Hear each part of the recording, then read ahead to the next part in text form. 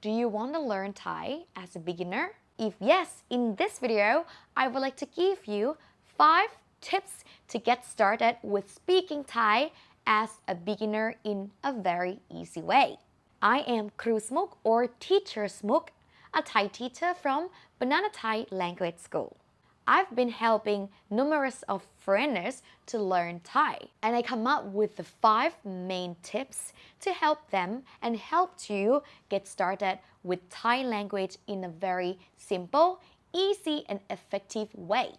The first thing, learn vocabulary. The more vocabulary you learn, the more you can understand and the more you can say. But that is not enough. That's why it comes to tip number 2.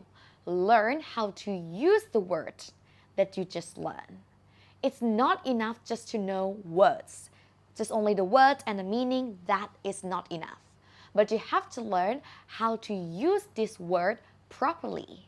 When and how. We actually have different words that can be used in different cases.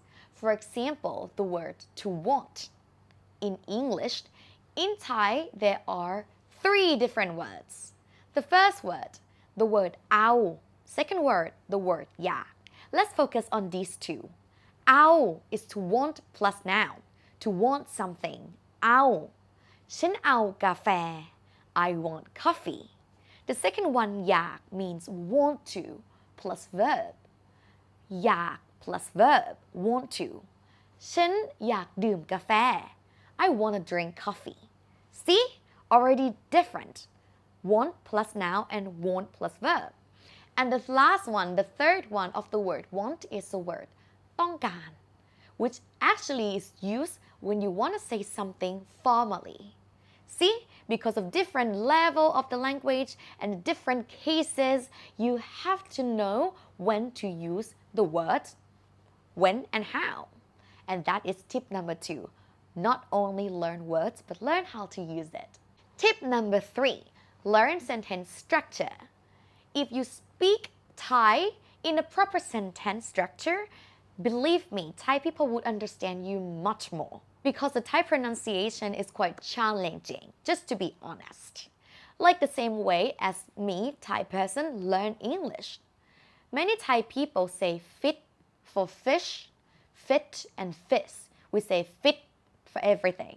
But if the person say, I like to eat fit, it kind of makes sense. I like to eat fit. Fit in this case probably means fish. That's why sentence structure is important to learn. And it's important for you as a beginner to speak in a proper sentence structure. Tip number 4. You have to learn word orders or syntax. In Thai language, one word can be used in a different way. Depends on where it's located. For example, the word ได้ ได้ can means can and a particle for the past tense. If you put the word ได้ as can, ได้ should be at the end of the sentence. Why if you want to say past tense, ได้ should be at the beginning before verb.